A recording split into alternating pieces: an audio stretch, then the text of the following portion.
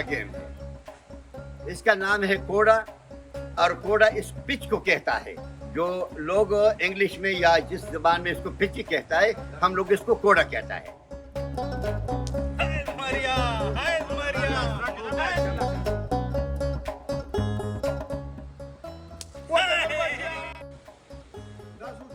हमने अपना बड़ों से जो 100 साल की 150 साल की जो थे, उन लोगों से हम लोगों ने पूछा है कि ये गेम पहला कब और किधर हो रहा था। तो उन लोगों ने मुझे कहा था कि ये स्वात में हो रहा था, और साथ गुनेर भी और जिला स्वा भी शामिल हुआ था। खिलाड़ी इसमें 2 टीमों का 5-5 होता है, लेकिन मैदान में जब खेलते हैं वो 3-3 होता है। 3 एक साइड की होती है, 3 दूसरा साइड की होती है।